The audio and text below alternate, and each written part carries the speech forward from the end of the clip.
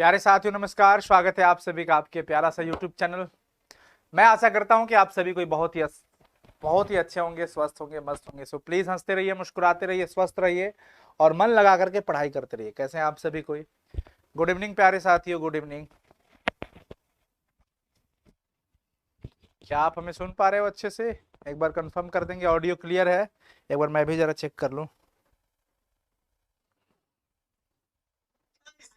हाँ,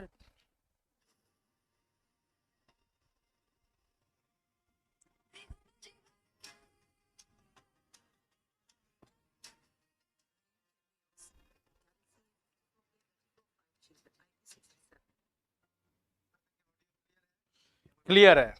चलो जी बच्चों, तो क्या हाल चाल है? हिंदी की तो कई सारी वीडियोस ऑलरेडी प्लेलिस्ट में है, आप लोग देख रहे होंगे। काफी बच्चों के डेली कमेंट्स आते हैं उन सभी वीडियोस पे। अच्छा लगता है, आप लोग इतने अच्छे से मतलब मेहनत कर रहे हो, समर्पित हो अपनी पढ़ाई को लेकर के। और हर विषय के प्रति आपकी जो बढ़ती हुई रुचि है, ये देखकर बहुत अच्छा लगता है। सारे बच्चों का हर वीडियोस पे कमेंट्स आता है, मजा आता है। साथियों, आज हम लोग पढ़ने वाले हैं हिंदी में। आपको पता है पैटर्न को लेकर के थोड़ा सा बच्चों के मन में वो है कि ऑब्जेक्टिव टाइप है तो ऑब्जेक्टिव जरूर करना चाहिए। बिल्कुल सही बात है, कई सारी वीडियोस ऑब्जेक्टिव की है। इसके अलावा भी आज मैं आपको 50 ऑब्जेक्टिव क्वेश्चन बहुत इंपॉर्टेंट निकाल के लाया हूं, जिसमें ना काव्य खंड से भी क्वेश्चन होंगे, गद्य खंड से भी क्वेश्चन होंगे, इसके साथ साथ हिंदी व्याकरण से भी कुछ क्वेश्चन होंगे। तो एक बार मैं चाहता हूं कि आप सभी कोई अपने दोस्तों तक, अपने साथियों तक इस सेशन को जरूर शेयर कर दीजिए, ताकि जितने भी भाई बहन होंगे, आपके सहपाठी होंगे, आपके मित्र दोस्त होंगे, वो भी इस सेशन को ज्वाइन करें और उनका भी बोर्ड एग्जाम में कुछ लाभ हो। लाभ इन द सेंस कि उनकी पढ़ाई थोड़ी बहुत अच्छी हो जाए, तो वो भी अपने एग्जाम को लेकर के बहुत स्ट्रेस फील ना करेंगे। हालांकि ये सेशन बहुत इंपॉर्टेंट है आप सभी बच्चों के लिए, ठीक है? और बराबर ऐसा सेशन आते रहेगा। तो आपके सामने ये क्वेश्चन वापस आ गया, तो बस देखिए।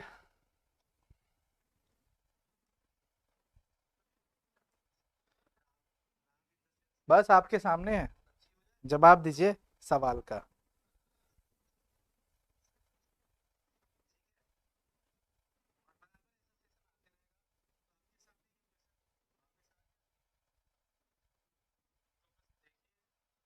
लाइट थोड़ी कम हो गई।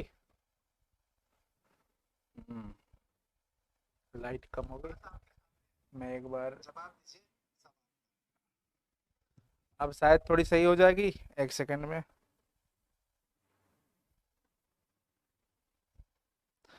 बच्चों का जवाब बी आ रहा है, बहुत सही है। पर एक बार मैं ना थोड़ी सी लाइट का देख रहा था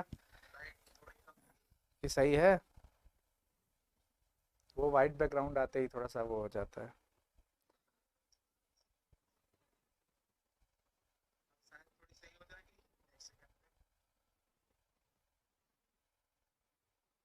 सही है, एक बार बता दो लाइट सही है। चलो इसी पे चलते हैं फिर।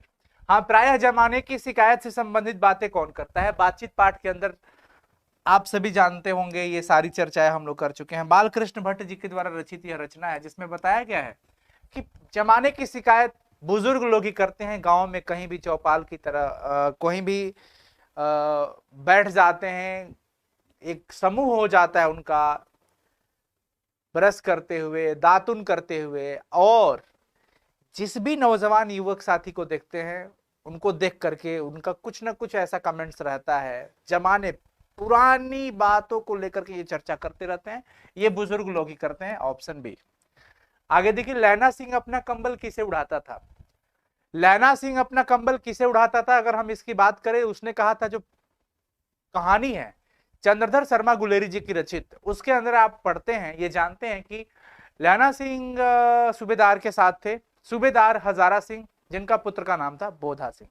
सूबेदार की पत्नी सूबेदारनी से लहना सिंह का बहुत बचपन में प्रेम था, लेकिन जब सूबेदारिनी सूबेदारिनी बनी, लहना सिंह फौज में आए, तो एक दूसरे का कोई संबंध का अता पता नहीं था।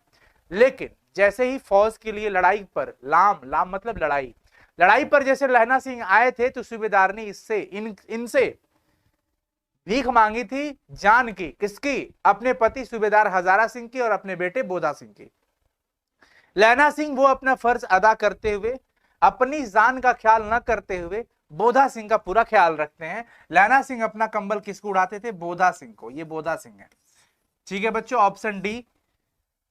नमक शब्द का विशेषण, नमक से नमकीन बना, राष्ट्र से राष्ट्रीय बना, भारत से भारतीय बना, इतिहास से ऐतिहासिक बना, लोक से लौकिक बना, ग्राम से ग्रामीण बना, ऐसे नमक से नमकीन बन जाएगा। Option D. आप लोग लगाते रहेंगे लगातार।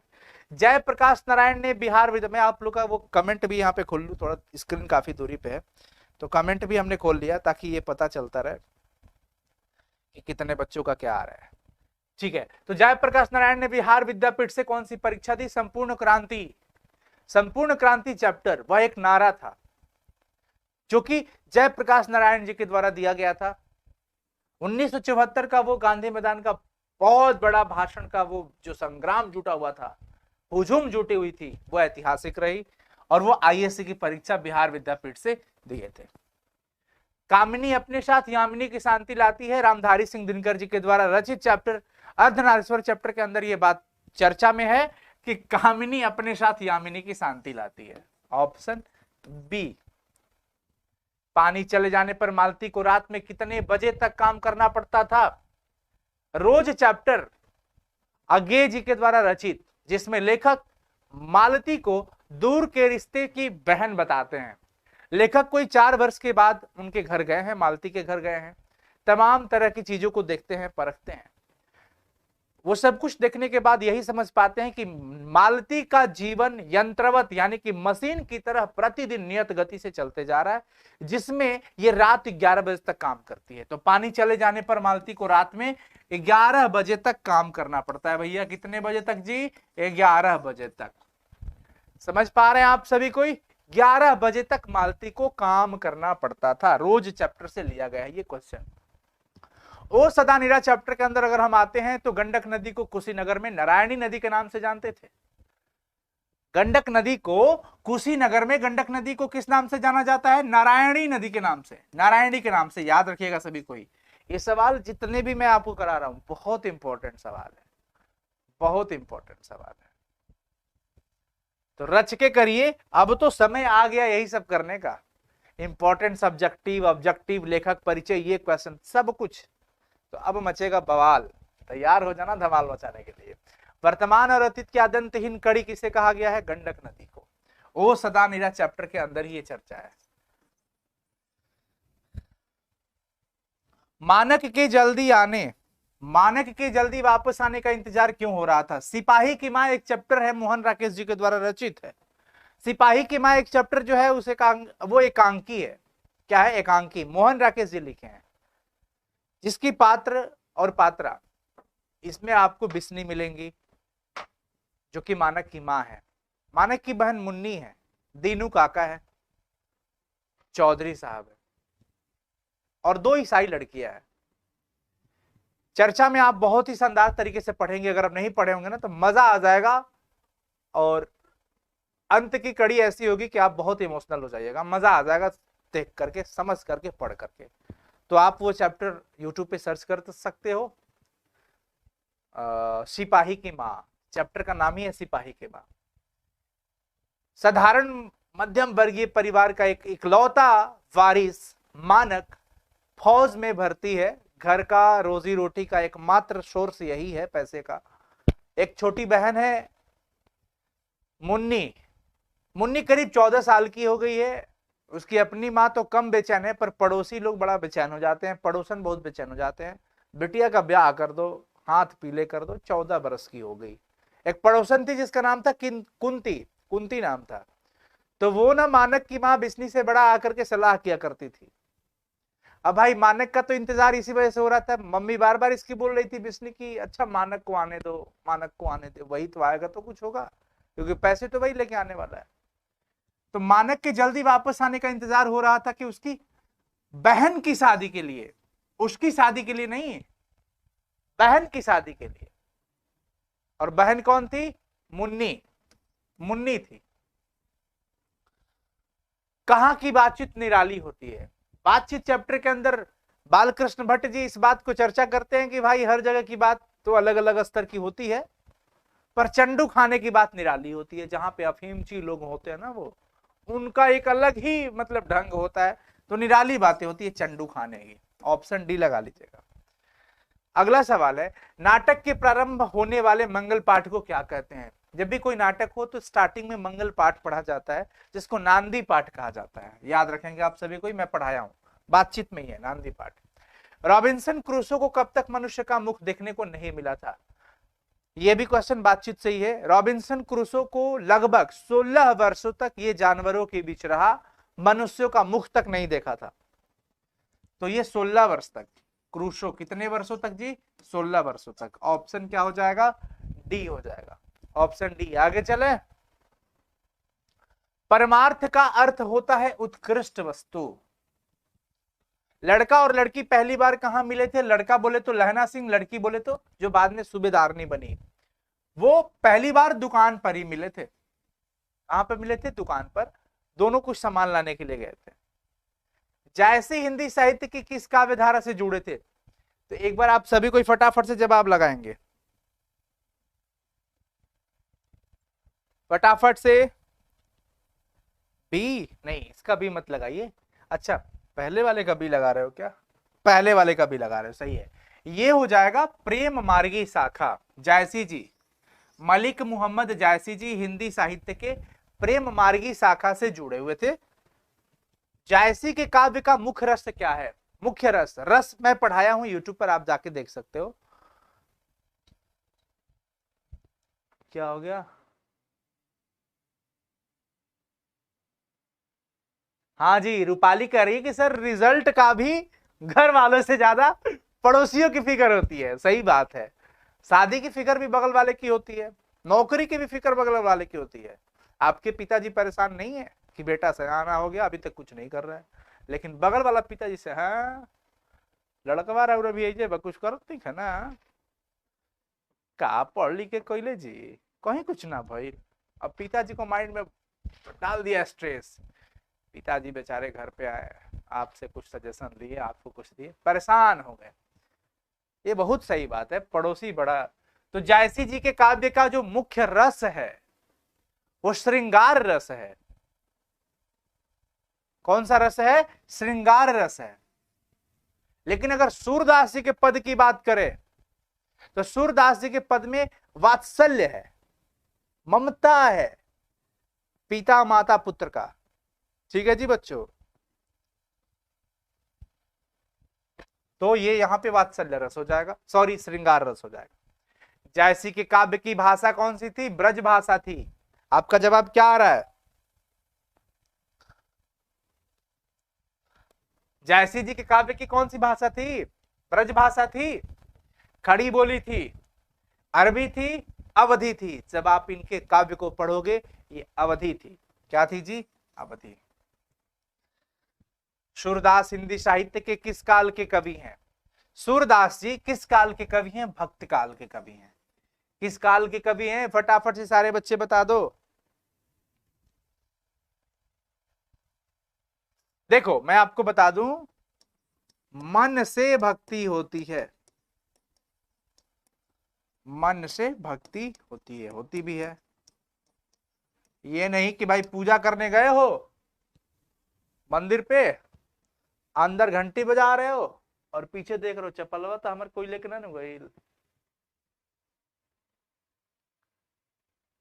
घंटी बज रहा है, पूजा हो रहा है घर में, तब तक कुकर ने सीटी दे दिया, देखते बॉबी कहो सीटी भइल, दाल के दाल बैठले रहने तो देखता आ इधर घंटी चल रहा है। ये फॉर्मेलिटी है, आप भटके कहीं और हैं। तो सूरदास जी भाई यहाँ पे भक्ति मन से ही होने वाला है। अब मां से आप समझ जाइए मलिक मोहम्मद जायसी जी, मलिक मोहम्मद जायसी जी, यहां से लेकर नौ नाभादास तक बस तो जायसी जी से लेकर नाभादास तक सब भक्ति काल के हैं, इनके अलावा सब आधुनिक काल के हैं। बस एक भूषण जी को छोड़ दीजिएगा, भूषण जी का रीत रिवाज बड़ा अलग था, तो भूषण जी रीत काल के कहलाएंगे। किस काल के कहलाएंगे? रीत काल के। बाकी सब आधुनिक काल के हो जाएंगे, बाकी सब आधुनिक काल के। भैया भूषण जी का अगर काल पूछा जाए तो भूषण जी जो कि कवि हैं तो इनका रीति काल होगा, रीत काल से थे। अब मलिक मोहम्मद जायसी से लेकर नाभादास तक, मतलब मलिक मोहम्मद जायसी जी, सूरदास जी, तुलसीदास जी, नाभादास जी, यानी ये दास वाले जो आ रहे हैं ना, सूरदास, तुलसीदास, नाभादास, और भैया जायसी जी तो है ही, मलिक मोहम्मद जायसी जी। तो ये यहां से लेकर यहां तक यानी चारों लोग ये भक्ति से थे। अब सूरदास जी भक्ति काल में थे, तुलसीदास जी भक्ति से, नाभादास जी भक्ति में, मलिक मोहम्मद जायसी जी भी वही राम मार्गी। तो कहने का मतलब ये है कि ये चारों भक्ति काल से, बाकी कोई पूछ दे रघुवीर सहाय किस काल से हैं, अशोक वाजपेयी किस काल से हैं, विनोद कुमार शुक्ल किस काल से हैं, शमशेर बहादुर सिंह किस काल से हैं, जयशंकर प्रसाद किस काल से हैं, ये सब आधुनिक काल हो जाएंगे, सबके सब आधुनिक काल। तो ये आप लोग अच्छा बात सीख गए। सूरदास जी का जन्म रुमकता नामक गांव में कब हुआ था? लगाइए जवाब फटाफट से, जल्दी से। बच्चे हंस रहे हैं। सर आप राकेश ओझा को जानते हैं सर? नीलेश ओझा से पूछ रहे कहां से हैं आप? हमारे साथ 3-4 राकेश ओझा जी हैं और सभी हमारे से बड़े हैं, आदरणीय हैं, तो मैं जानता हूं। अगर आप उनमें से किसी की बात कर रहे होंगे तो मैं जरूर जानता हूं, ठीक ना, बड़े भैया हैं लोग। तो हाँ, सूरदास जी का जन्म 1478 में हुआ था, ये आपको पता ही होगा, ऑप्शन ए। तो लेखक कवि परिचय से भी क्वेश्चन बहुत उठता है। अब देखिए सवाल आ गया कि सूरदास के काव्य में कौन सा रस है। जैसे मलिक मोहम्मद जायसी जी के काव्य में आप देखोगे श्रृंगार रस मिलेगा। कौन सा रस मिलेगा? श्रृंगार रस मिलेगा। भूषण जी के काव्य में देखोगे रौद्र रस मिलेगा, रौद्र मिलेगा, यानी कि रौद्र नहीं, सॉरी, वीर रस कहेंगे, सॉरी। भूषण जी के काव्य में वीर रस मिलेगा। यहां सूरदास जी के काव्य में वात्सल्य रस मिलेगा, ममता से प्रेम है ना। यशोदा बेटे को उठा रही हैं, नंद जी के गोद में बैठ के कन्हैया जी भोजन खा रहे हैं। कमल कुसुम फूले, इसमें कौन सा अलंकार है? आप अलंकार जानते हो? अलंकार जानते हैं आप सभी? अलंकार में पढ़ाया हूं। अब मैं सीधा सा बता दूं कि अगर कोई स्त्री होती है,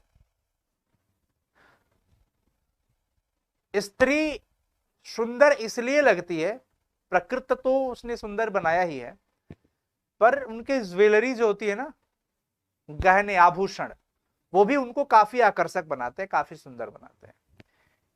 एक स्त्री जो आभूषण के साथ हो, नाक कान गला टीका नथिया सब पहनी हुई हो, सिंदूर विंदूर अच्छे से एकदम पूरा पाउडर क्रीम फेयर लवली सब लगा के फिट है, और एक उसी औरत को उसकी एक दूसरी कॉपी बिना आभूषण के खड़े कर दीजिए, आप दोनों में सबसे ज्यादा किस किस चेहरे को पसंद करेंगे? मतलब आकर्षक कौन लगेंगी? आभूषण के साथ वाली। तो जिस प्रकार से उनकी श्रृंगार आभूषण बढ़ाता है, अलंकार का मतलब ही होता है शोभा, सुंदरता को बढ़ाना। वैसे ना काव्य की भी सुंदरता होती है। आप पढ़ते हो ना कविता, तो कविता में आप देखोगे तुक मिलता जाता है, शब्दों का मेल मिलता जाता है, लयबद्ध होता है, तो काव्य की भी सुंदरता होती है। अब काव्य की सुंदरता कौन बढ़ाता है? जिसके वजह से बढ़ता है, जिसके कारण से बढ़ता है, तो वो अलंकार ही होते हैं। अब जैसे कंवल कुसुम फूले, तो क से कंवल, क से कुसुम, रिपीट हो रहा ना, सेम सेम अक्षर आ रहे हैं इसमें, तो इसको हम लोग अनुप्रास कह लेते हैं। वैसे मैं पढ़ा दूंगा एक बार, ठीक है जी। अब देखिए बच्चे हंस रहे हैं कि सर ये बिना पाउडर की अच्छी नहीं लगती, ऐसे मत बोलो यार।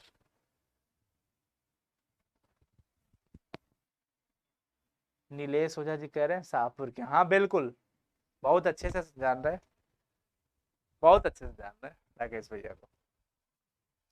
मालती के पति किस व्यवसाय से जुड़े हैं? मालती कह रही है कि अपने मालती थोड़ी कह रही है, उनके पति महेश्वर डॉक्टर थे। उनके पति महेश्वर जी क्या थे बच्चों? डॉक्टर थे। लेखक कितने वर्ष बाद मालती से मिलने आए थे?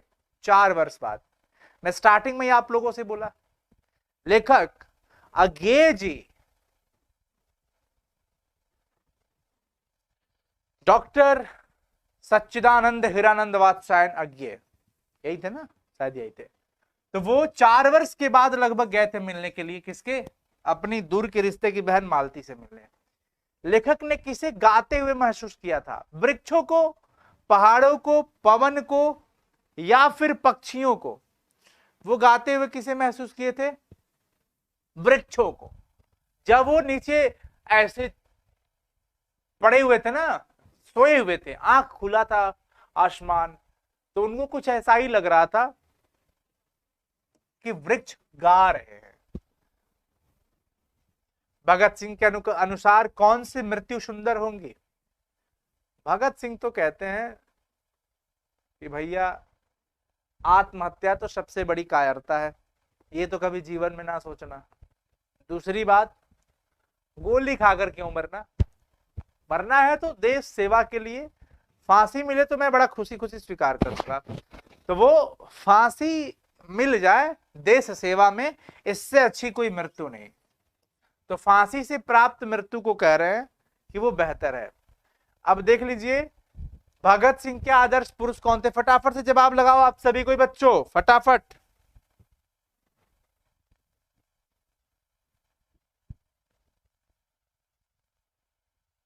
राजा, सर आप देवघर आए थे ना? हाँ मैं आया था, पर किसी को बताया नहीं था, पर काफी बच्चे मिले थे वहां पे, बहुत अच्छा लगा था, काफी बच्चे मिले थे, 30-40 बच्चे थे। तो बस यही प्रेम है आप लोग का। भगत सिंह के आदर्श पुरुष कौन थे? अजीत सिंह, स्वर्ण सिंह, करतार सिंह सराबा, गणेश शंकर विद्यार्थी? जल्दी बताएंगे बच्चों। सी सी सी सी सी सी सी सी सी सी, ठीक है, करतार सिंह सराबा, बहुत सुंदर। तुलसीदास जी का जन्म कहां पे हुआ था? उत्तर प्रदेश में हुआ था।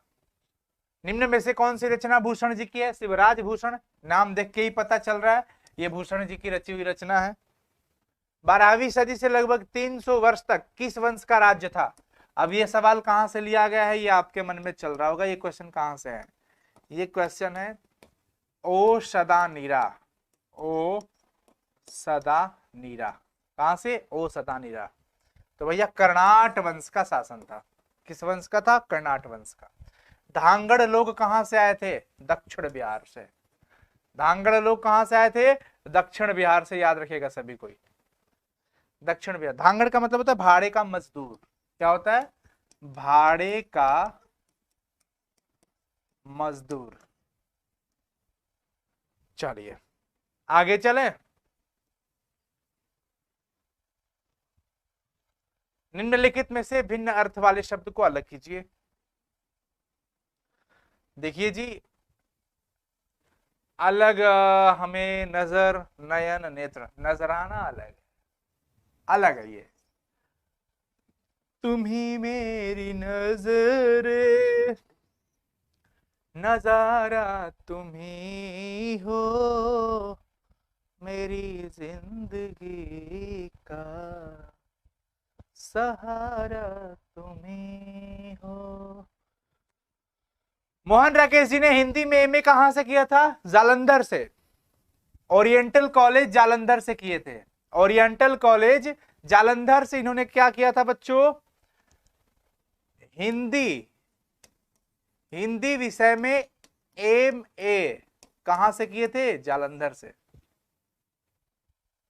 नारी का किस यज्ञ में बराबर का हिस्सा है? अर्धनारीश्वर चैप्टर से रामधारी सिंह दिनकर जी का ये रचना, रामधारी सिंह दिनकर, उनकी यह रचना है। कहते हैं कि जीवन यज्ञ में जितना नर का हिस्सा होगा उतनी नारियों का भी हिस्सा है, यानी बराबर का हिस्सा है, बराबर का हिस्सा है। लपटन सूबेदार को कितने आदमी खंदक से छोड़कर जाने को कहता है? 15 आदमी को बोला था ना, 15 लोगों को बोला था छोड़कर जाने को। कितने लोगों को? 15 लोगों को, या 10 को बोला था? कितने आदमी को? नहीं 15 तो वहां खाई के पास है, सॉरी 10 था, 10। खाई में कितने जर्मनों ने हमला किया था? 70। कितने? 70 जर्मनों ने। रामधारी सिंह दिनकर जी की मृत्यु किस कारण से हुई थी? याद है? हार्ट अटैक हुआ था, दिल का दौरा पड़ गया था। उनका ना दिल का दौरा पड़ा था। विलिंगडन नर्सिंग होम में उनको 3 मिनट के अंदर गोयनका जी ने पहुंचाया था। न जाने पटना में तो 3 घंटे में भी आ पाते या नहीं। ये बात बोले थे जयप्रकाश नारायण जी। तो दिल का दौरा पड़ने से यानी कि हार्ट अटैक होने से। माथुर जी किस राज्य के शिक्षा सचिव नियुक्त हुए थे? माथुर जी को जानते हो? जगदीश चंद्र माथुर जी की बात हो रही है। किनकी बात हो रही है? जगदीश चंद्र माथुर जी किस राज्य के शिक्षा सचिव?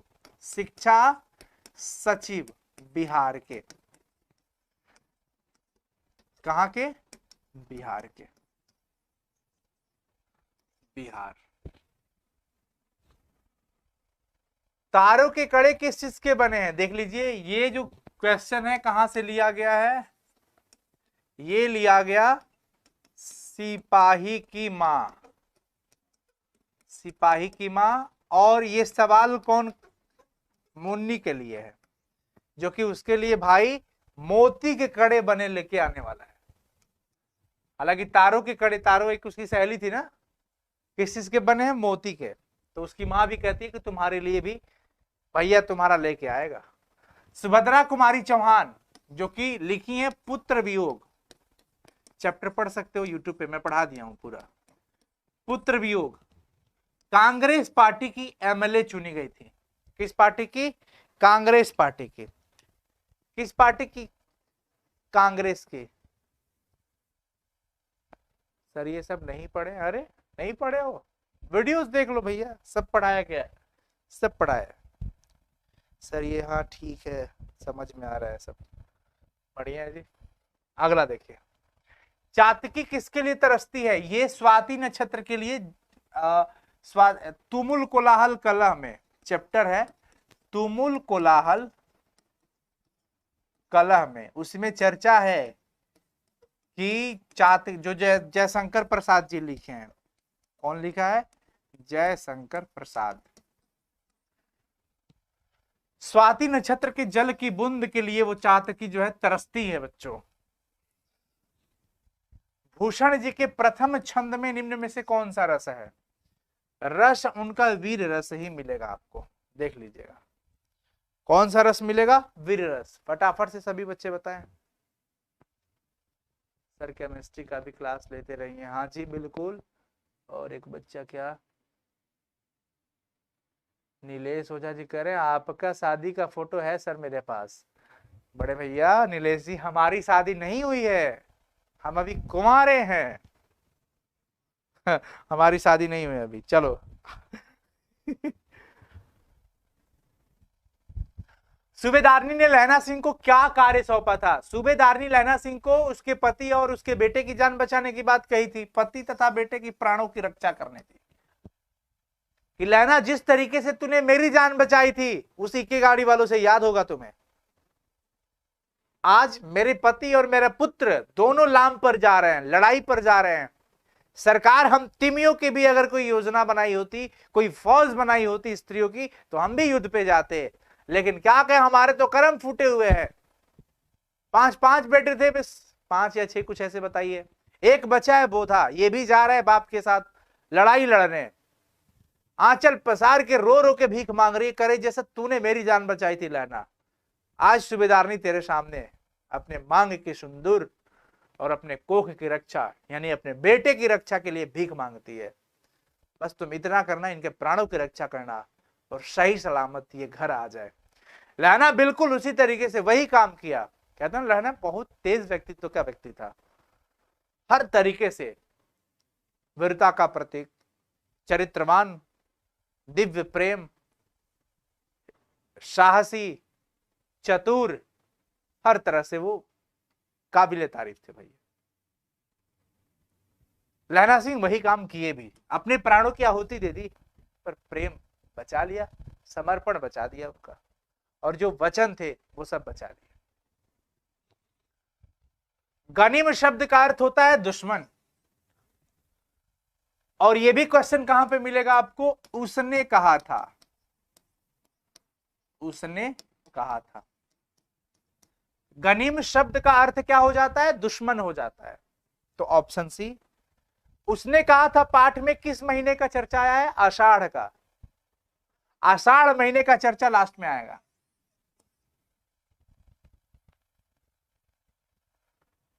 उस महीने में आम खूब फलेगा, यानी कहते ना आषाढ़ सावन। तो देखो अभी आम का मौसम चल रहा है, तो इससे पहले आषाढ़ था, तो आषाढ़ का चल रहा है। दिनकर जी की पहली कविता किस पत्रिका में प्रकाशित हुई? फटाफट से बताएंगे सभी बच्चे, अब ये सब पढ़ाया हुआ है। छात्र सहोदर, याद रखिएगा सभी कोई, छात्र सहोदर। आगे चलें, इसमें इनकी पहली कविता प्रकाशित होती है। आगे चले जी।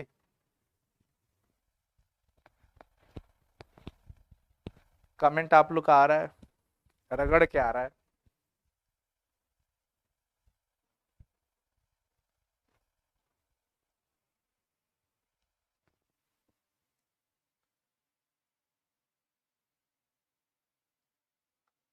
चंदन पांडे, चंदन पांडे सर, आप हमारा मैसेज ना पढ़ते हैं? पढ़ तो लिए। तेजस्वी लवर यादव जी, अरे बाप रे बाप, मनीष भैया और विवेक भैया के साथ गए थे, हाँ हाँ बढ़िया बढ़िया। महेश्वर जी कौन सा फल लाए थे जी? मालती के पति महेश्वर आम लेके आए थे। क्या लेके आए थे? आम, पेपर में लिपट करके लाए थे।